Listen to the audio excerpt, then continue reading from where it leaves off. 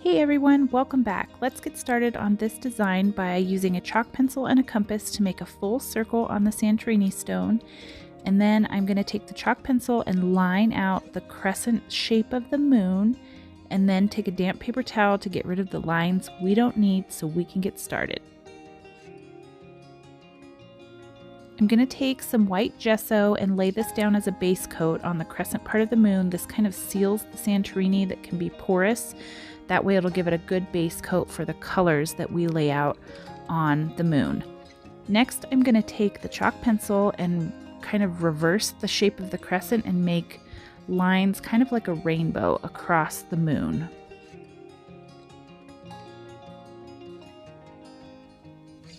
Now let's take a peek at the bright color scheme I chose for this Zentangle moon.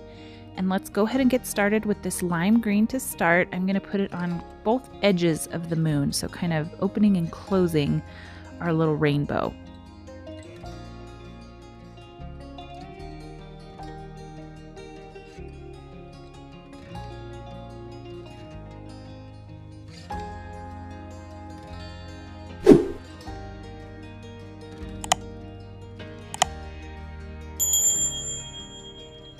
Next, we're going to take this bright magenta to fill out the next line in the rainbow.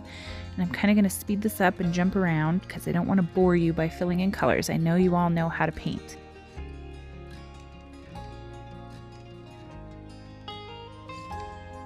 Let's go ahead and fill in this next stripe with this pretty cool blue paint. I love this color. It's so bright and happy.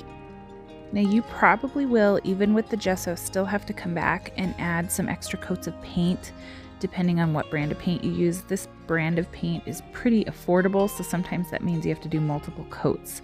So I'm moving on to this flamingo coral, and I'm going to get this on here, and then I'm going to come back and kind of darken up that blue because it's not quite as opaque as I'd like it to be.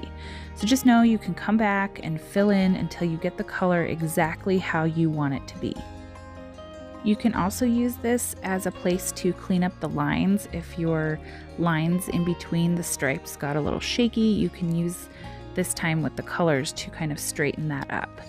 So now we're adding my favorite color, this Caribbean blue that's kind of turquoise and beautiful. It's my absolute favorite.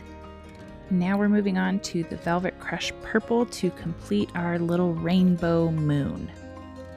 So I've made several of these Zentangle moons in the past and I just love them. They're so much fun to do. And my inspiration in bringing up the design this week is because in exactly 1 week, we will be having a new moon this month. So I thought it would be a fun design to bring in the month of May. After you get all the extra coats on and you're happy with the color, you want to make sure that you let this dry completely. I put it under a fan and went off and made dinner. Now comes the fun part of learning about Zentangling. You can Google this or look in Pinterest for different designs. Basically what these are structured patterns or doodles that you create. You can doodle it out yourself on some paper, or you can look for inspiration online. I like to doodle, so this kind of comes naturally to me and I find it super relaxing. So let's get started. Before we start with any of the Zentangle designs, I'm going to use this Posca paint pen to give the entire moon an outline and then outline each of our stripes so that we have clear borders.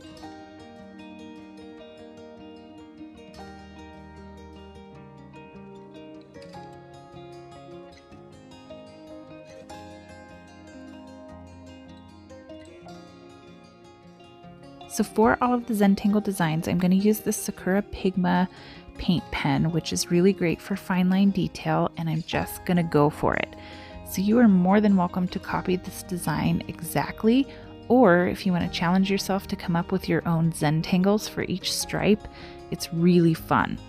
So you'll notice here that I did some lines in the first green one, and then I'm starting with some scallops, and I'm just going to add more detail to them in the blue circle. So I'm kind of just going to let you watch this, and maybe it'll be kind of like ASMR for your eyes. Is that a thing? We're making it a thing.